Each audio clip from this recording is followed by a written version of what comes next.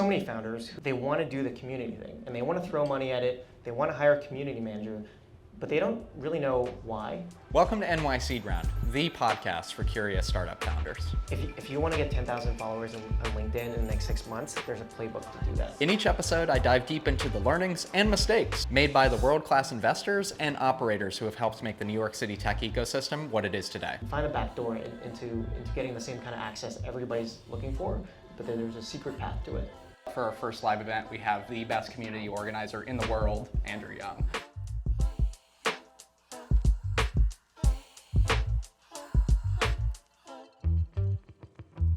So without further ado, I'm going to be talking to you a little bit about community and how you think about it. But first, could you just, for anybody that isn't aware, tell us a little bit about your journey and your story in a few minutes? Thanks for having me here, and a lot of familiar faces, so it's really flattering that all of you showed up. I don't know about the best community builder in the world. Happy to share a bit about my story. So today, entrepreneur and investor. My background is used to work in tech. So I was at Facebook for a few years, moved over to Google, was a global product lead there. But this, all the communities and event stuff started when I moved to New York City in 2020. And I'd moved to New York City because I'd spent 2 decades abroad in China and in Hong Kong, Taiwan. And I thought New York City was the most incredible place in the world. And now that I'm here, I definitely agree with that. But I moved here during a really odd time. It's COVID, August 2020. And so there was none of this. I don't think these guys were open. The bars were closed, and there really wasn't any way of meeting people. So I started going online, on Twitter. I didn't have a Twitter following or a LinkedIn following. I started going online and DMing people, asking them, to get coffee with me. And with that, as I started meeting people, I started curating these meetups. The meetups then turned into, hosting happy hours, then turned into 100-person events, then 1,000-person events, and now, today I run an events company. We do a couple different things, but ranging from founder dinners to 500-person entrepreneurship conferences to something that we did together called Techpalooza for about 2,000 professionals in tech. The other thing I do is I'm also an investor with a company called Flybridge with their new pre-seed fund. And I write about tech careers and community for Business Insider. So for tonight, we're talking about community building, and I'm really fascinated by this concept as a new marketing tool. It feels like a lot of segments, including generative AI, there's a lot of commodities that are being created today. So really your competitive advantage is how you market. And I feel community is increasingly becoming the best way to market products and services. But how do you define community building first? Yeah, it's gotten a little buzzwordy. Everybody's been talking about the idea of community in the last 4 years because there was none. In 2020, you didn't have meetups, you didn't have people gathering at all. And so as a result, there's been a rebound and now everybody's talking about it. I think the easiest way to define community is to sort of put it in the context of what an audience is. So one tangible example is that this right here is an audience. And it's sort of like 2 chairs facing let's say 50, 100 chairs. Their information is going usually one way. Community is, imagine if everyone had their own chair and you sort of put it in a circle. And so everybody's talking to each other, everybody's helping each other out. To get even deeper, an audience, and I stole this from this community expert, David Spinks. I think you've read the article too, but audience is when you help people. And you could do that through posting on Twitter or writing a newsletter or creating YouTube videos and how you can do certain things. Community is helping people help other people. So you empower the people in a group with the resources, with the know-how, so that they can support each other. Got it. So I know a few people in the audience are early stage founders, some of them first-time founders, do not have $100,000 to spend on Google Ads or any other sort of paid channels. And let's say it's 2-3 co-founders that are sitting together and they say, we want to go after, with our product, health tech people, but we want to use community as a way to do that. How should they start to think about that as a strategy? Yeah, it's a really good question. So, I've talked to so many founders who they want to do the community thing and they want to throw money at it. They want to hire a community manager, but they don't really know why or how to do it, especially the how.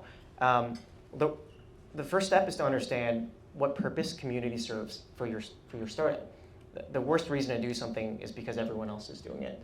And so depending on the stage you're at, we're talking about founders. There's let's say there's like 3 different stages. One is you're very, very early, and you maybe raised couple $100,000, very, very small team, 2-3 people, and you're like, I want to build a community because I want feedback for my product. That's the intention there. You build a group of people that can sort of share feedback, and you can take these inputs to sort of iterating on your product. Like, that's the purpose there. If you're a little further along, let's say you're like a Series A company, you might want to build community because you want a channel, you want a new acquisition channel, you want brand awareness, or you want to use it as a tool for retention. You have customers, you want to keep them engaged. Right. The reasons are different, for early and sort of like that growth stage. And then the latest stage is, let's say, a company that does this really well is like a Notion. They have this community playbook where they've effectively scaled their support. So any like, let's say you have questions on how to use the product, or you're troubleshooting, they have community moderators that can help you answer those questions. And so that's sort of the latest stage of, you can scale your support staff, and you have a CX system that is decentralized and scaled out. So number one is understanding why you want to do it, and then finding sort of the right channels for you to execute on that. Did you have any idea that this would be an outcome when you ran your first event? Like, what was your first event? My first event was a meetup in Central Park. I'd been in New York, I think a month. Didn't really have any friends, so went on Reddit, and I was like, who wants to hang out? And so like 50 people showed up at the park. Yeah. Turns out a lot of people wanted to hang out in the park. A lot of people were lonely. Yeah. A lot of people were very lonely. And yeah, I kept doing that because I needed to build my own community. Not, now I'm using community in the context of personal, not business. Kept scaling, and then one day, the co-founder of Duolingo came pretty early, and I was like, whoa, I think there's something here. And then from that point on, it sort of turned into a business, and eventually led to me quitting, my product role at Google. So I never intended to be on the stage talking about community. It's more so I just needed friends. That was it. Yeah, that's fair. That was, coming off of the pandemic, a lot of people were, lonely at that time. So many of my friends moved from New York at that time. Like, if you fast forward to today and you just wipe the slate clean, you have to start over this whole mission again, what first steps would you take? How would you go about building another 30,000 person community? And this is assuming I already have friends and I want to do it for my business. Assuming you don't have friends, I actually. don't have friends. Yeah. Okay. Well, it's a little different now because there are a lot of events going on, and if you go on Reddit and you try to host something, it's less likely that 50 people show up if there's no context and they don't know who you are. But let's say I was like a founder or like a tech professional, and I wanted to build a community and for a business purpose. The first thing I would do is understand who my target audience is. And so a business, like who's your customer, or like who's a stakeholder that you want to reach. Maybe it's an investor. Let's say for the sake of this example, it's a customer. I would try to get access to a few of them, like cold DM them. I did a lot of cold DMing, but cold DM them on LinkedIn, Twitter. Understand how their brain works a little bit, their incentives, like what are their problems, and then find a way to deliver value to them and help them solve those problems. And you can do that through a few different means. One, and this is on the topic of like education. How do you educate them and help them solve the problem? One way of doing it is you can post on Twitter and LinkedIn, and I say Twitter and LinkedIn a lot because these were the channels I used to grow my community and my audience. But you post and post resources to help them. What's a common problem founders have? How do I find investors? Yeah. You could share lists of all the investors, and you could do all these things. Basically, give them a reason to follow you because they see you as the expert and they see you as someone who's valuable that can provide them with value. And then you sort of escalate that. And maybe it's like less posting and it's like a little bit more engaged, where maybe you host a webinar or you host some sort of online workshop. And then once you've sort of built a bit of the following on like the LinkedIn, Twitter, then you move it to IRL and you make it more tangible.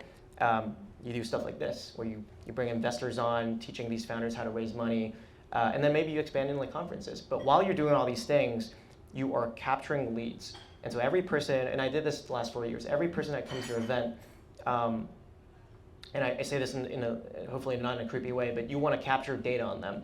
You want to understand exactly why they're coming, what their profile is. If they're a founder of a company, how large is the company, how much money they've raised, what business objectives they have. Put that into your CRM, and then start curating different experiences for them based off the data you have. Once you get to a certain point where like you're hosting these things and people are coming in and you have a ton of data, you create these loops. For example, one is, we got video cameras here. You create content out of that, put it back on social media, create loops where you can grow your social media following. And you sort of, I'm sort of going on a tangent here, but you sort of rinse and repeat, create these loops, and it will slowly grow, grow, and grow. Eventually, you will have a big following, big community, and you can like find ways to monetize that if that's your goal. What are the biggest mistakes that people make with community building or attempting to build one? The biggest one I've seen, so one is, I mentioned this earlier, but people wanting to host events and like build communities, but not knowing why.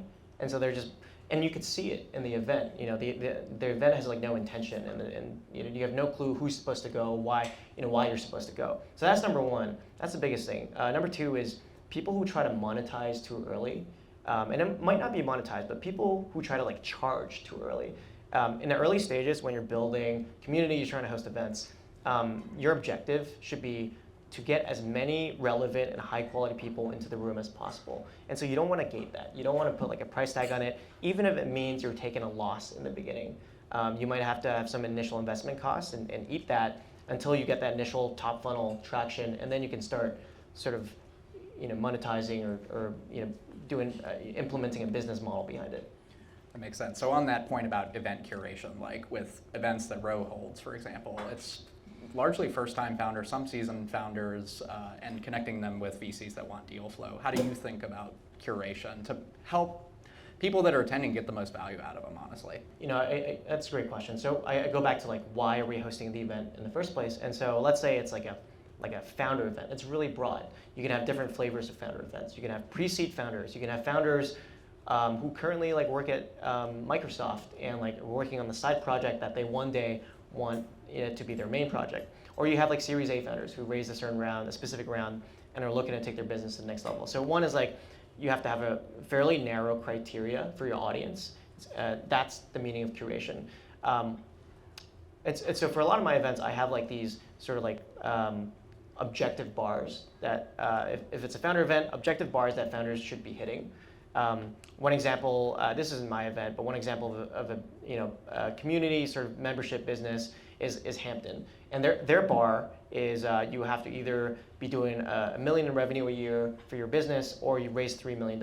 And so you need an objective bar like that, number one. And then number two is like, every product or every community or every event you host is an extension of your personality. So you add your flavors in there. And so for mine, it's like, I have these question prompts where I try to assess like how kind someone is and how interesting and kind and curious they are. And I read through every single response, at least for like the events that are under 500 people. And if they pass both bars, then I believe they're the right person for the room. And when you're thinking about events from a curation standpoint, did you immediately know the type of events that you wanted to organize in the beginning of your journey? Did it evolve? Like your first thing was a meetup in Central Park. How did it evolve into hosting like curated breakfasts, for example? Hey, before we get to their answer, I wanted to take a quick second to just thank everybody that's been a part of the NYC round journey so far. If you've enjoyed these conversations we've been having with investors and founders, like, subscribe, and comment down below. Now back to the conversation. Yeah, so a lot of community people and event hosts will ask, what kind of event should I host? Or what kind of event should they host? And my answer to that is, I mentioned this before, but it should be an extension of your personality. So what kind of, a lot of founders, they get the advice that they should be solving their own problem and they should build a product for themselves. An event is, in a way, a product. It's an offline product. And so you just got to ask yourself, like, what kind of experience would you want to go to? And so for me, there was a point where I loved clubbing and I loved going out and partying. And now I don't drink. I haven't gone to a club in a long time. But when I first started, I started hosting all my events at clubs, which was weird because nobody drank. Everyone is networking. Nobody's dancing. There's no DJ. It's just 1,000 people in a club networking. And the club owner is like, what the hell is this? They're like, this is weird. Yeah, maybe that's why it got a lot of traction, because people were so confused. Yeah. I usually dance over there. Now I'm handshaking. Yeah, That's crazy. yeah. I mean, we did an event at a club. Yeah, we did. Yeah, we did at a club. Yeah. We had 2,000 people in a club. Yeah. I'm sure the club owners were so confused, because we had 2,000 Very. like CEO investor type people, and then there was like a jazz band, and there's foosball, and the club owner came to me. He was like, "The hell is this?" Yeah, that's actually a fun story for me. This event that we hosted at Techpalooza was at this club, Harbor. And it was really a fun location for me because it's like a serious work event. People are there to have fun. There's like 2,000 people. But I also met my fiance there, like years prior. So as I was handshaking with people, I was like, hey, I was dancing in that corner over there. And that's when, I met my current fiance. So it was a nice, like, full circle moment. Yeah. We'll do another one there. Yeah, that's right. That's right. That's where we'll have the wedding. Yeah. But what advice do you have for people that are getting started with this, a founder audience, or let's say you're an expert in your field, like should you do it and how do you do it? There's a big opportunity on LinkedIn. And the reason there's a big opportunity is because the delta between the amount of people that consume content and are reading and scrolling versus the people that create stuff is huge. I don't have the exact stats with me, but compare that to Twitter and the other social platforms. There's a big delta. And so what that means is there's a lot more room for more people to start creating content. And if you want to get 10,000 followers on LinkedIn in the next 6 months, there's a playbook to do that. It's not easy, but it's simple. I guess it depends why you want to build a following, or to your question, if you're a founder and you believe that LinkedIn is a good channel for you to raise money. I don't think it is for raising money, but if you get sales and to build relationships with vendors and potential customers, then you should definitely go for it. You go for it. You can use, there's different sort of narratives you can use. You can build in public. You can be an expert in a field and build credibility with potential customers. But I think if it's for the purpose of sales and acquisition, then you should test it out. Yeah, that makes sense. Say you don't know where to start. Like you have no idea what to post, and you're afraid of appearing cringe with anything that you post. Like, where would you start? There's a very specific way you have to write stuff for LinkedIn and Twitter, and then once you learn it, you get it, and you understand exactly why all the other stuff doesn't work. Every platform has like an emotion that makes it do really well, and so for Twitter, that emotion is usually wit. There's there's like some like cyberbullying in Twitter. Like people are very harsh and rude, but wit does really well. Funny stuff does really well. On LinkedIn, that emotion is it's pride. So you notice that when people talk about themselves and when they tell stories, and when they're like, I just got in like Harvard, that stuff does really, really well. It's a little cringy, but that does well. So number one is understand like the emotions that do well on these platforms and create your content in a narrative of that emotion. Number two, this is a complete shortcut. If you guys look up these two people, one of them, Justin Welsh, and we can send it out after. Justin Welsh, he has like a course. It's like $50 course. It'll teach you exactly how to get good at LinkedIn. And then there's another person that will teach you how to like pull all the insights out of your brain, put it on paper, and repurpose it for LinkedIn. That guy's name is, he's got an odd name. That guy's name is Dickie Bush. It's not a made-up name. He's very good at what he does. So just do those courses and you'll be a LinkedIn master in weeks. You've stated in the past that you're more on the extroverted side. If you're somebody who is naturally introverted, especially in a big city, it can be so easy to go from work to home, back to your box, and like not build any community and feel like New York spits you out. So if you're an introvert, any advice for them that maybe just trying to build a community just to meet new people, not even from a founder perspective? Yeah, so when I started doing this stuff and I was going on podcasts, I was an extrovert. I think over time I've become more introverted, so I define myself as more of an introvert now. So I feel like I might have better advice now that I feel it myself. The first thing is find the channel that works for you. So for extroverts, you put them in a room, put them in this event, and they'll do their thing, and they'll meet like 100 people, get 100 name cards, and leave having like milk the event. That's their channel. For an introvert, you got to figure out what works for you. So for me, I used to be really, really shy. So the channel I used was cold emailing people. Before we go to an event, I would cold email someone, I would DM them on LinkedIn, get really good at writing that message, and try to engage with them before. And so when I got there, it wasn't like awkward, and I knew exactly what to say, and there was no cold start to it. Find the channels that work for you. I was also, I was very active on like Reddit, and I built a lot of online friendships, a lot of online Twitter friendships. To date, a ton of online Twitter friendships that got to a certain point where I would meet them in person. And so there's that sort of URL to IRL funnel, which a lot of people have heard. That's the second thing. And then the last thing, I had something in mind, but the last thing is find the back door. And so, I mentioned I was really shy in university. Whenever I would go to these recruiting events where there were like company, sponsored by McKinsey, and their whole team would be there, I'd be too shy to talk to like the partner or like the engagement manager or the consultant. So instead, I would talk to the person sort of in the corner that nobody else, there's no crowd around them. Funny enough, I remember this time. It was I think it was like the recruiter. Nobody wanted to talk to the recruiter, which blew my mind. And so always try to find a back door when you go to an event. If everybody trying to talk to like the headliner, just find another way. Talk to their chief of staff or their assistant, and find a back door into getting the same kind of access everybody's looking for. But there's a secret path to it.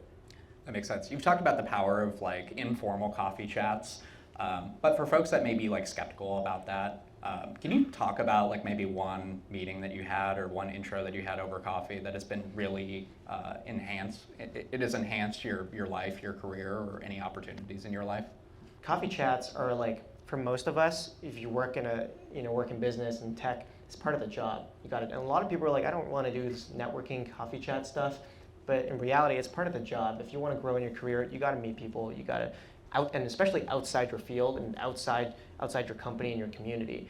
I can't pinpoint one chat, but I did have a realization after doing quite a few of them when I moved to New York City, and it's that people are a lot more accessible than you think. And so if you have like a role model or someone you really look up to online, and usually it's online, you see them on LinkedIn, you see them on Twitter. If you send them a nice message and you learn to write it the right way, it's very likely that you could get time with them for coffee or for like a phone call or something. So this is a little cliche, but it's shoot your shot. Learn how to write, and I have an article I can send out after. But learn how to write a really good LinkedIn DM, email, Twitter DM. Those things are all different. Maybe even Instagram DM. Keep firing them. There's a point where when I first moved here, every Sunday I would send out like 50 messages just because I wanted to expand my network, and maybe like 3 of them would reply, and I would do this consistently over years, and that's one tactic I used to build my network. I want to talk about one more piece of the psychology of like going to community, even just attending community events to meet other people. Let's say I'm a person and I go to like 10 events over a 2-month span. I feel like I met a lot of people, but nothing went below the surface level. Talk to us about the art of the follow-up. Like how do you go from I met 100 people, but now I have 5 really, really strong relationships like that I've developed over that time? Yeah, that's a good question. Strong relationships versus superficial relationships, they mean something different for every single person. And so for someone, it might mean I want to make a friend. For someone else, it might mean I want a customer. So first, it's like defining what that means for you. And then second, once you figure that out, it matters how you engage with people at an event. A lot of people just go in blindly and will just ask like, what do you do? What brought you to New York? I find it important to have like a framework, especially if it's new to you. If you haven't attended a lot of events in the past and you started going to these networking environments, it's important to have this framework. And one of the frameworks I used to use is, I'll see if I can remember it, but it's the 3x3. So there's 3 different things you want to say. The first thing is you want to learn 3 things about the person you're meeting. So find a way to implement that into your conversation. 3 things about them. The second thing is you want to share 3 things about yourself that you think are interesting. And the last thing is you want to find 3 ways to help them. Once you've learned a little bit about them, shared a little bit about yourself, you've built some rapport, find 3 ways to help them. It doesn't have to be right there in the moment. It could be after the event. It could be at the follow-up. You mentioned the follow-up. So few people do the follow-up thing. It's crazy. Like you'll meet, I've had friends attend events and meet like the most extraordinary people and they just won't follow up. And so I don't have like the exact data, but I assume and 80 to 90%, majority of people are not following up with people they meet at events. And all it takes is just an email being, hey, I enjoyed our talk on this. Do you want to hop on a call, or do you want to work on this, or what do you think of this? The follow-up is just another tool to re-engage them and provide them with a piece of value. If you've had that initial conversation and you've sort of understood what their goals are, and you should, because you're asking them 3 things about themselves, find a way to provide some sort of value to them. For example, if I meet you and your challenge is, you don't have enough time to do all the things you want to do, maybe I'll follow up in 2 weeks and be like, hey, I found this great resource for virtual assistants that you could use that I think is a great fit for you. So find a way to provide some value in the follow-up.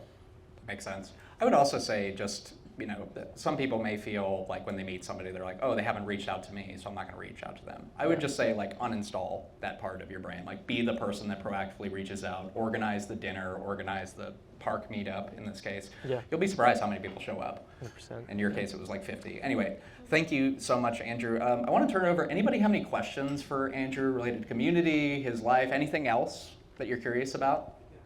How do you keep it all organized?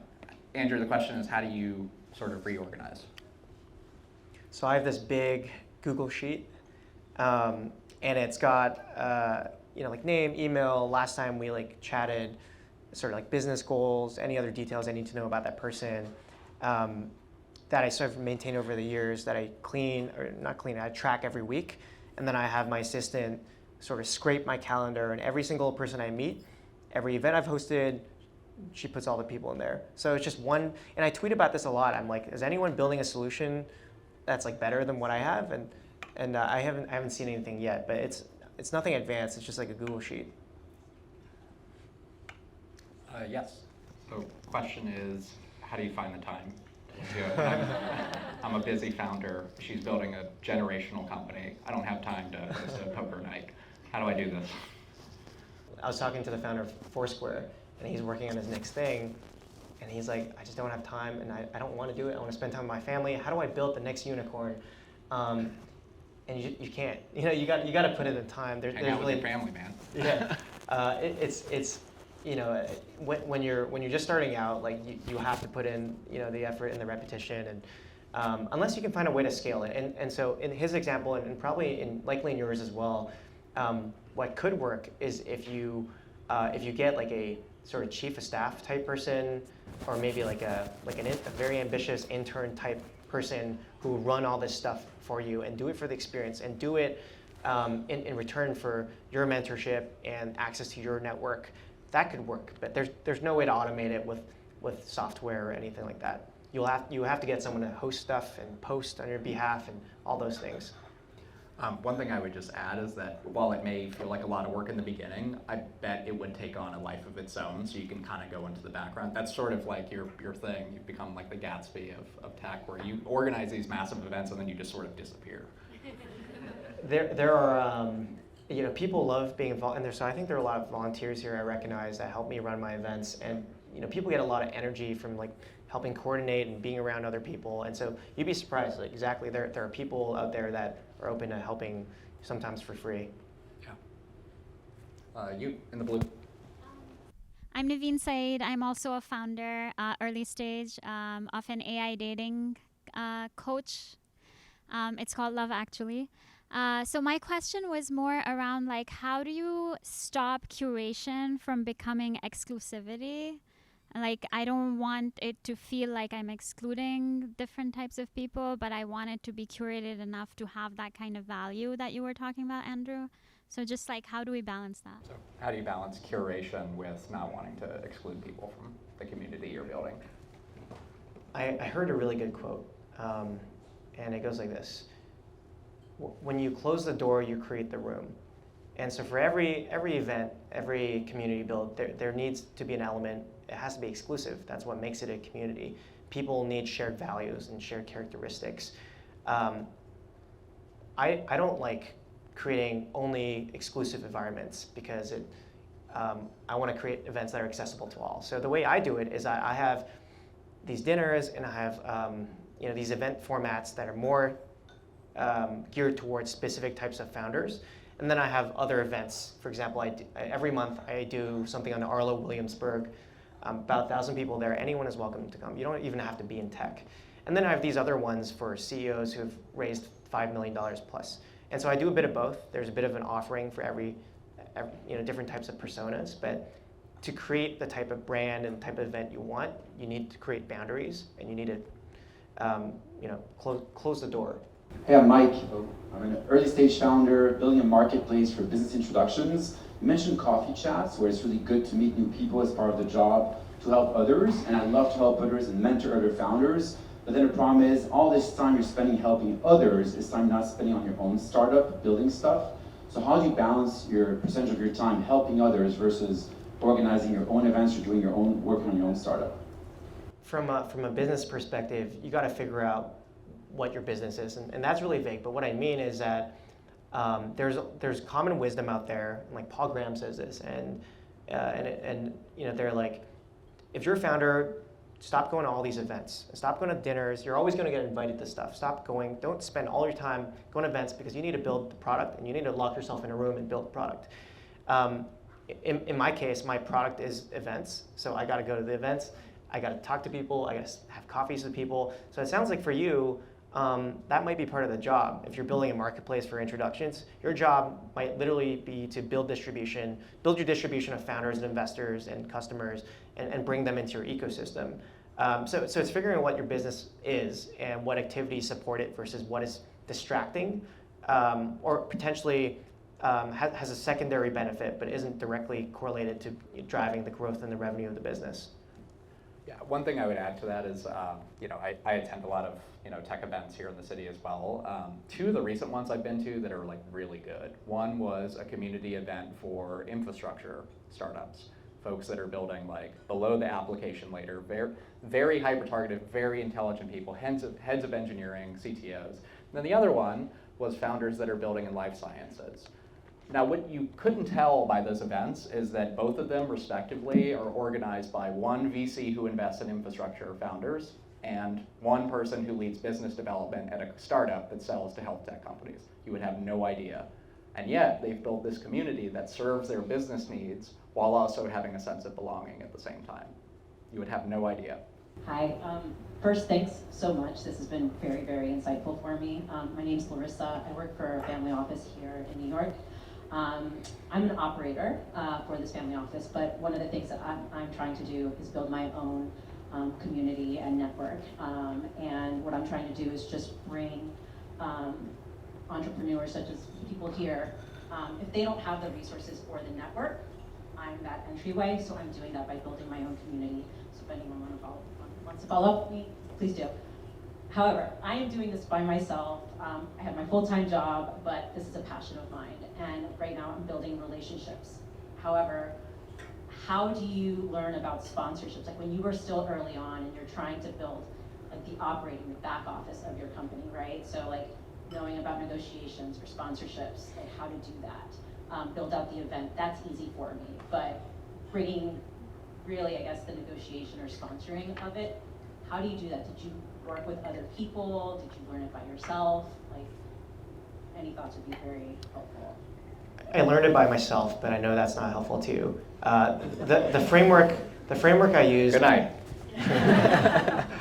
The framework I used, in this case, is if you're an event host, understand who are the people that come, and what kind of stuff they buy. What do they spend their money on? So if it's founders, let's say it's Series A founders, they spend their money on banking, cap table management, HR software, all that stuff. And anything they spend money on, that's a potential sponsor for you. And so when I started doing these events and I started seeing the themes of who's in the room, I started brainstorming and creating lists of things they bought, like service providers, and then I would cold email a lot of these service providers, and I didn't have a very aggressive sales tactic. My sales tactic was, hey, you want to come to this event? All your customers are going to be here. Come to this event for free, and I'll make some introductions. You'll probably get a customer from just coming. That was my go-to-market, just inviting them to stuff. I also have a bunch of press, and the reason I was able to get that press is just inviting them to stuff. So hopefully that's helpful. I don't know if that's the right way to do it. Couple things I might add to that. Having been on both sides, like having the community, but also being the person that like curates, sponsors, that sort of thing. I usually have heard of the communities before, but like there's no like cold outreach. I'll like see it. Like a couple events I've been to recently, I've seen on my Twitter feed, and it's just like the emphasis that the organizer put on just putting on really good events and making people feel great about it. They tend to promote those, and the people that are going to sponsor those are going to find out about it. The second thing is like give the free sample. Yeah. Like invite people to your event and let them. And then if you have folks on your list that you're like these folks might spend like $1,000, $5,000 with me. Like make sure they are the happiest people on earth when they attend that event. So. Thank you. Yeah. Andrew, you've been talking a lot about how you get people into a room. Does the event have to be cool? Do you spend a lot of time on that? Or is it really just as long as we can get the right people in the room, the event takes care of itself? Like I would have a little bit of anxiety if I was gonna have 1,000 people come that something cool has to happen. Any of that? Or how do you think about events themselves? Yeah, you know, something cool should happen. This is a secret about Andrew's events. They're all horrible. I think of like inviting people, you know, that's like the marketing, right? That's the go-to-market, and then the event is the product. With the 1,000-person thing, really, I call it the hook or the anchor. Like, why should people come and stay for longer than an hour? The views are nice. You know, the views are nice. You get a beautiful skyline views of Manhattan, and the people there are great. Those are my 2 selling points. Now at Techpalooza, it was like a whole bunch of stuff. It was like live music and like foosball and all these, you know, I'm underselling it right now, but all these like crazy things. And so yeah, the event has to be good. There are scenarios. Like one of the best events I went to was just in someone's office, and the reason it was so good is because the curation was so good. And so it depends what you're selling. If you're promoting an event because the people there are awesome, then the emphasis on that, and maybe you need fewer mechanics or other things in the room to make them happy. But if it's on like the venue or the food or something like that, then of course it has to be good. One thing I would add is just there's a lot of stuff you can just do that's very simple. Like people love pickleball.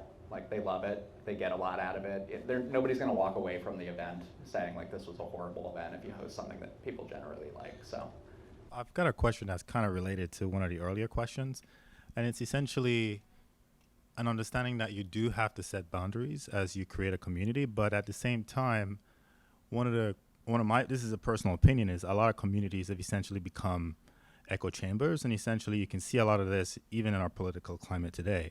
So I'm curious, like, how do you reconcile this notion that you have to set boundaries, but at the same time you don't want to create a community that's too obtuse in a sense and relatively open to new ideas?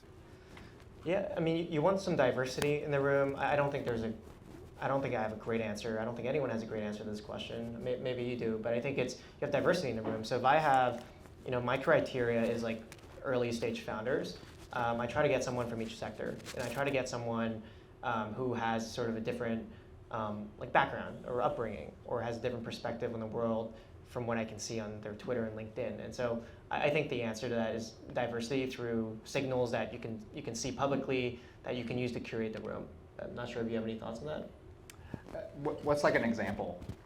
So an example of this is like just communities on Twitter or Facebook. Essentially, you're getting the algorithms primarily just spitting out to this community the same thing that they all believe in. I think it just comes back, like the more ownership you can take over the community you're building. Like ultimately what you're describing is a bad thing that happens. It's ultimately we have to hold people that are organizing these communities accountable for that. So one of the best ways to do that is to, one, organize your own community and make sure that it's well run, but also like call it to light when that's not the case. Yeah. Yes. Yes. My question is, it's a follow-up from the previous question. How do you go from inviting someone to an event to actually securing a sponsorship for an event? I feel like there's a lot of steps in between. The way I would approach that is I would start by inviting people, like get a date, start by inviting people, understand who's coming, understand like who exactly those people are, what kind of stuff they buy, like I mentioned earlier. And then start shopping that around to sponsors. And you know, the substance you have there is, I have 100 people coming, they fit this profile, they typically spend money on this kind of thing. Do you want access to them? Or do you want to put your brand in the spotlight in front of this crowd? in terms like tactically how I would, I would just probably cold email people, reach out to people, and then once you have some sort of, to minimize your financial risk, once you have some sort of commitment, then you go figure out the venue stuff. There's more than enough venues where you don't have to lock one in advance.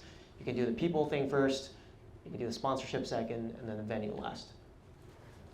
I'm happy to chat about this too after the show. One idea I have is on one of the past episodes at NYC Brown, I talked to Super Angel VC's GP, Ben Zeises. And one of the things he talked about for founders who are building, they're in the friends and family round early, is to add everybody in your network to your email distribution and bring them along with you. I feel like an easy, low stakes way to do that, having been the person who is both building but also sponsoring, offer to bring them along. Say like, hey, not looking for any community or any sort of commitments right now, but I'd love to keep you posted on how events go. And when you have pictures where rooms are filled with the right people that they're looking to get in front of, it's a pretty easy sell at that point. It's a really good point. I think I have that, and I think you get it, right? Yeah. Yes. When you're trying to build your network on LinkedIn, how do you balance between playing the game and staying authentic? For context, in the industry that we're building in, there are a lot of people who... So what are you building? We're building in the restaurant tech space. We're helping restaurants to automate their back office. And in the space that we're building in, there are a lot of people who use ghostwriters and clickbait to drive traffic their way. But I find it very difficult to not stay authentic to my experience in the industry and speak what I believe. So how do you find that balance? Andrew, how do you post on LinkedIn without hating yourself? You know how you can just tell if someone used AI to write something? And then once you sort of learn a bit about the content game, you can tell if someone used a ghostwriter. You can immediately tell. And that's when it comes across as not authentic. And so what you want to do is like, you want to learn the ways of like Justin Walsh and Dickie Bush, figure out the principles. And the principles are like, you need a hook. You need a hook, you need a call to action, you don't put links in the post, and all these like tactical things. Learn those principles, learn the tactics, and then start writing in your own voice. Someone that does it really well is Sam Parr, and he does it really well because he's like a little vulgar, but he's very casual. But to summarize, learn the principles, like do the training, understand like who is like using the ghostwriters and the AI tools, and don't do that. Do everything the opposite of that. Speak in your own voice. Hi, my name is Sumit. Love the talk. Would love to hear your perspective. Where do you see New York community evolve from where it is today? It's been a great year of community. The summer has been really popular with your respective events. Where do you see the community evolving? And then do you see a role that maybe a public sector like New York government could play, or like people that come to your events can kind of reverse play in echoing some of the themes that they are seeing to evolve this community? Would love to hear your thoughts.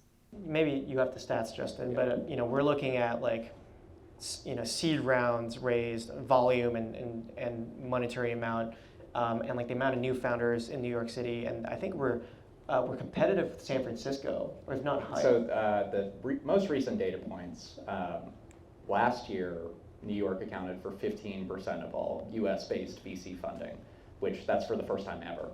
And if you're thinking like, what's the Bay Area? It's probably like 23, 38%. It was like 22%. And like the delta is like shrinking. So like that's interesting, but you're like, okay, like that could have some outliers. And then you look at things like how many seed founders were that got investment.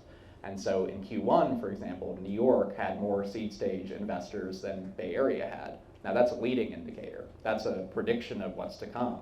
And so, I've been here for like 8 years. I can almost call myself a New Yorker once I pass the 10. I've seen it like firsthand, and people have said this ad nauseum, but like the pandemic helped, like shifted a lot of resources this way. But there's more VCs that are opening offices here, more that are investing. And when you talk to the Bay Area founders that moved from the Bay Area, what do you always hear? They're like, I moved there for the tech, or I moved there to train my language learning models, but man, the lifestyle sucked. And apologies for anybody who's from the Bay Area, don't kill me. But they love the lifestyle here, and you go to conversations like the folks at Burnt host this, or they're going to host this great founder series, like for folks to come eat dinner and break bread. They're not talking about tech; they're talking about life, and it's a good way to build those connections. A lot of the ESF founders are now coming over. I mean, anecdotally, because I mean, you go to SF if you want to build a tech company, but you go to New York if you want to build an extraordinary life. So a lot of them are coming over. It's growing. The data supports it, and a lot of companies, Row, myself, we're making a sort of big investment in New York, like mentally and in other ways as well. Yeah. The other thing is, like, a lot of those founders that are in the Bay Area, they're like moving back to New York to find their customers, because they could be selling to restaurants. New York is the biggest city, arguably, against like Paris, but biggest city in the world for restaurants or hospitals. We have the massive hospital systems that are here, so it's great for getting tech talent, but more people are moving here for the customer base. You're building a community. What are your expectations for a good first event? Versus, and when I'm talking about like numbers of people versus what you would be a bad event. It goes back to sort of your intention. And so, like, I mean, you could have a really good dinner for 20 people. You could have a really good larger event for 100 people. The way I would track that is either retention or NPS. So retention is if you were to host another event in a couple of months, how many of those people come back? You can even measure it through unsubscribe. So you send them an email after saying, hey, thank you for coming. Here's my next event. See how many people unsubscribe from that email. The other way you could do it is Net Promoter Score, which is how likely are you to recommend this event to a friend or a family member? That's the question they ask in NPS. I don't send that many of those surveys out. I mostly look through retention numbers, but I think those are really strong indicators of whether someone is going to come to your next event is a good indicator of how well you did or how well your event did. One thing I'll add, just observing how he's built community and like loving data. Like if you think about it from like how I'm building the product to bring in like good leads for an event. Let's say that I'm organizing an event we talked about curation earlier. Like I want to bring a bunch of like folks that are interested in eating together but are founders. So I bring together 5 early stage startup founders. And so the retention long term is going to be big because ultimately what those folks are coming for is to connect with other people that are in their similar scenario. Plus, you can just like not stress about it. If you met 3-4 great people and you would meet with them again, I think that's a win. I mean, you organizing the Central Park thing and having 50 people show up, it doesn't have to be 50 people. If it was 5 people and they had really great conversations, that could be better than when 50 people show up. Just self-assess it for yourself, and if you want to do it again, it can be super low stakes. Hi, my name is Cameron Jensen, and I would say I'm a pretty big introvert, and I would say being social is sort of taxing to me at a lot of times. And I guess my question would be, can being too social be taxing for you, Andrew? And how do you deal with the sort of social burnout if you experience it? Yeah, I feel like you've, so Cameron helped me with one of my events in Austin, I think, or Miami, or one of those cities. And so I think you've seen me completely drained, where we had dinner and I didn't say a single word. And even the most extroverted people, they need moments to recharge. So the answer is yes. Before a lot of my events, before this, I have like a routine. You need a routine to sort of like wake you up and put you in the zone. Whether that's public speaking or like going in and getting ready to talk to like 20, 30 people. You just got to figure out what that is. Maybe it's a run, maybe it's a cold plunge at other ship. You just got to figure out what that routine is. Like Tony Robbins, Kobe Bryant, they all have this sort of routine to get them in the zone before a big event. You brought up Tony Robbins. I read this recently. For his events, he has the air conditioning at like 63 to get everybody on edge. So, yeah. I have something to add to that. So, yeah, I'm naturally like introverted. I'm not extroverted. But and there are times where like I'm at a lot of like tech events like this year as we're like sort of trying to build a brand, and like I may be like taxed, but I love asking questions. Like I have a journalism degree. I'm curious about things, and I've found that even if I'm talking to another introvert, which naturally you would be like, okay, what are they going to talk about? It's going to be a lull in conversations.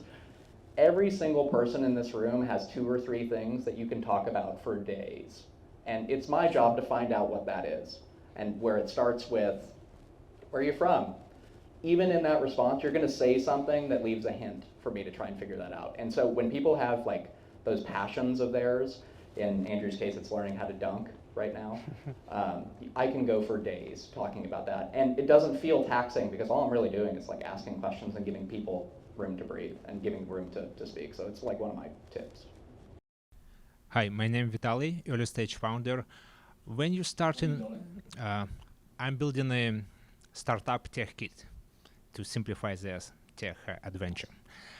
When you start from zero on a channels like LinkedIn and Twitter, is there things as over-posting or oversharing your experience, or maybe like quantity to quality ratio? Yeah, you always want to post quality stuff. Like don't ship anything that you don't think meets your bar for quality. There are like benchmarks on how much you should post. I think on LinkedIn it's like twice a day, on Twitter it's like 6 times a day, TikTok it's once a day, Instagram Reels. So you can like go on. Do you post on Twitter 6 times a day? Maybe like 12 times a day. Okay. I overly post on Twitter. I post every single thing, like like everything about my personal life. Just What did a cold plunge teach me about B2B SaaS? Yes, Yeah. not yet. It's Yeah. coming. It's coming. So you got to find those benchmarks and just follow those benchmarks. But like, Twitter for me is like I'm always looking for things to post. It's a lot of people find that with TikTok. It's sort of an extension of me. So there's gonna be one channel where you feel more attached to, and you're always gonna want to post on it. Just make sure it meets like a certain bar for quality, and if it doesn't, just remove it. A lot of these big Twitter people, Nikita, a couple 100,000 followers, he will remove stuff within minutes if it doesn't do well. So you can test, you can A/B test. And to that point, most of them, like 15% of your audience is probably going to see that one. So even if you delete it, 2 things I read recently that might be helpful. Number one, I forget who wrote it, embarrassingly, but they talked about like even if you don't. So there's 2 ways to post. I share my original thoughts that I have. They're these amazing curated thoughts, either based on what I do in my life or things I've observed, and here's my unique take on it. Or you can be a curator of good things. So like I know plenty of founders who are very successful at Twitter, have built massive audiences, but it's literally because they've just reshared snippets of Jeff Bezos talking.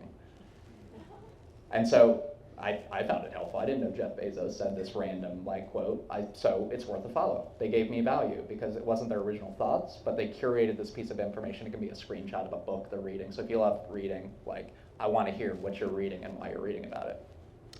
And then the second piece, I've heard a lot of, I don't know if you do this practice, but many people have their like slide document for Sundays where they write their ideas throughout the week and then they spend their Sundays like writing out their posts. They don't do it every day, so it's not taxing. Like, especially like I come from PR communication, so I have a lot of friends who are reporters, journalists. And like there's this interesting moment happening in journalism where a lot of these reporters are really good at writing and they work for publications that have great distribution. But there's this pressure to like our friend Phil at Insider, who just launched his own business doing this. They feel this pressure to become influencers too.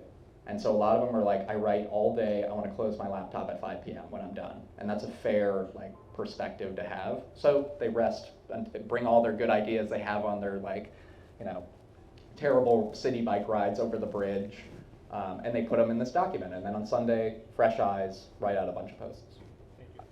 It's a good tactic. Yeah, you bulk write and you schedule everything out. I don't do that. It makes it less fun. Yeah. I just post as I think of it. But Yeah, whatever there works you go. for you. Yeah. My name is Sonia. I'm not a founder yet. I only have an idea that's just beginning. Do it. And not do live events, but actually do postings across, like theme postings across various media. And my question is quite specific, but also naive. I understand how LinkedIn, Instagram, and others are monetized. Other than through events, how do you monetize Twitter? I know so many people who are excellent on Twitter, and it's just not monetizable for them for whatever reason. Or they don't manage to monetize it. A lot of people don't monetize Twitter directly. I think it can be harmful to do that. What Twitter is, it's a funnel to something else you monetize. And so one example you'll see pretty often is like someone will use their Twitter to put up content, go viral, get a ton of attention. They will then redirect all that attention to their website or their newsletter. And their newsletter will have one offer, and it costs money.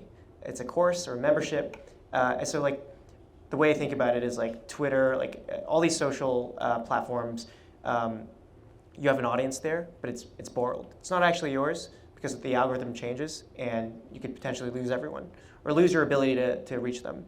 The next layer under that is owned audience. So once you move people to either like email or SMS, they're actually in your control. You can reach them anytime you want. And then the layer under that is monetized. you can actually make money from your audience. So I would think of it that way. Anything on Twitter, don't monetize directly. Move them to your owned platform, and then think about monetizing. Hi, my name's Izzy. I'm an operator, and I was curious about IRL events and in terms of when you're just starting out, how important consistency is, and let's say, like, do you always want to host it around the same place, around the same time? Like, thinking about building that community from like a tactical scheduling perspective, kind of like how do you kind of show up in that way that people want to come back and know what to expect a little bit? And you're the host. Like, you're the host, and you're okay. So events are like super operationally heavy. It's a ton of work. And so I always tell my team, simplify as much as you can. If the venue works, just keep doing that venue. It's one less thing you have to worry about.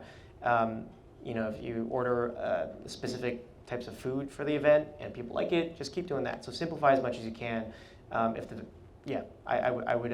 It's one less thing to worry about. And the thing about events is that all the pressure comes down in one moment, one day, and you want to be thinking about as little stuff that could go wrong as possible.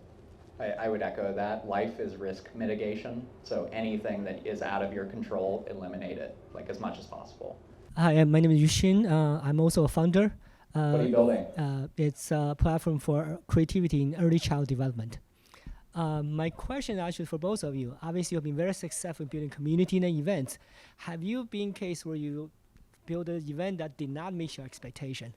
And why and how did you deal with it? I can think of a few examples. It's normally because of logistics. One time I threw a party at a mansion. We didn't have the mansion. We lost the mansion in a different city. And so I think any challenge I've had is because of a vendor or like a venue or something like that. But I don't think it was ever because of the people or any other element. Especially if you spend a lot of time curating who's going to be in the room, and those people show up, most likely if everything else goes right, it's going to be a successful event. For me, it's from my personal life. So every now and then a group of friends will go hang out at the park and that sort of thing. And it was around I think it was around Halloween time, right? And me and my roommate at the time were like, I bet if we invited our friends, we like to do these themed parties, and we were like, I bet if we invited our friends out to the park and they watch us do our own rendition of Hamlet, some of them would come. And it was costumes because it was Halloween. So I'm like, I bet they would come, and we rewrote the whole thing. And what I expected was them to come and to laugh at us and us to have fun together. All of them got into it, and all of them wanted to act in the play and take turns doing that. So I think to the earlier question about how do I evaluate whether this is successful or not, challenge your assumptions. If you think it's going to go bad, chances are it's not. You. Hi, everyone. Thank you so much for the talk. Super helpful. My name is Fernando, and I run a nonprofit startup, less than a month old, but we got seed funding last week, so that was cool. Congrats. Hey, thank you. New York, baby. That's right. I had a quick question. You mentioned unsubscribes and NPS earlier for tracking different metrics, but I was wondering, what do your feedback mechanisms look like for discovering new potential offerings / new types of events that your target audience might be interested in? Because I know that you have a few different ones, so I was just hoping to learn a bit more. It's more qualitative. So if it's a new format, let's say a specific type of dinner, I'll usually reach out to, let's say 5 to 10, depending how large the event is, 5 to 10 people, and just do user interviews. I think of this as, I'm a founder, the event is my product. You should always be talking to your customers, which in this case, your attendees, and also, the users are your attendees, the customers are probably your sponsors. So always just stay tight with them and understand what's working, what they like, what they didn't like, did they feel safe, did they feel included, all these different things. My name is Ronnie. I am an early stage founder and filmmaker. And what are you building? The product is called Supper Salons. It is experiential dining that promotes conversation. And I just worked in hospitality for almost 10 years, so I know a bunch of line cooks and sous chefs. And the idea is I give emerging culinary talent an opportunity to showcase their creativity, whereas they would be just doing what their boss told them to do. So cook the menu that we're telling you. So I find that lots of people, so I had a film screening in December and 150 people came. People like film. People are picky about food. And I guess I'm trying to figure out, how do I diversify my audience? Because I have older friends who probably don't want to listen to K Tronada, but I have a DJ, and then, but I also, I want to diversify the audience. So I guess any questions, do you find that people like what they like, or do people just need to be put in a room with people they don't know? These are organized here in New York, these events? Okay. Well, from my standpoint, I think if you're a New Yorker, most people in here, like, you're by nature, like, you like to explore other things. You're either a foodie or you like to explore different experiences. Like, there's one of my favorite newsletters. If you haven't signed up for it, you should. It's called The Skint, and it gives you a bunch of like really niche event recommendations. I moved to New York 8 years ago, had the quintessential New York experience of like really terrible apartment in like God knows where. But the quick way I built the network was going to a few of these events. For example, they had like a mobile film, vertical film festival. That's like everything is shot with an iPhone. So it was like a really great crowd there. So I wouldn't put so much pressure on it. I don't think it's like a piece about like the food that you pick. Like if you put out like popcorn and then just like sprinkle it with Old Bay seasoning, most people will like that. And then just keep showing film. Like there's a huge film community here, and I can connect you with a few folks where they built massive communities around people just loving the art form of film and meeting other people. The whole point is you're going to a place where you're meeting people that aren't like you. So there are a lot of people out there. So don't put any pressure on yourself for that. And I'll add, if you want access to like a new type of audience, you probably need like a new content format or a new channel. So normally for me, it's a new channel. Like Twitter is a lot of like VCs and founder type people, and then you go on Instagram and it's like a whole different crowd. It's like finance people. So just figure out the channel that works for you and the type of people you want to attract, and then work on that channel. Also, one thing, so a few of you have mentioned that you're like building communities over here too, building communities. And one thing that we didn't cover is that another thing you do a great job of is like you're inviting the people that you target for your community, but you also invite these people that serve as sort of nodes. Like they have networks that you can sort of like borrow, so you invite them to your event. They may not be in fact, many of them like may not go to every single event you organize, but when they do, they're tweeting about it, and your audience grows by virtue of doing that. So like try to identify who those like influencers are in your space and try and borrow their audience. Like invite them to those events and get them to like tweet about it. It's a great way to grow and borrow an audience for yourself. Cool. Well, thank you everybody for coming out tonight, and thank you Andrew for lending us all of your insights. It's been a pleasure. If you guys, we'd love to chat with you, learn about what you're building, meet you. So after the show, please come up, say hi. Thank you. Thanks everyone.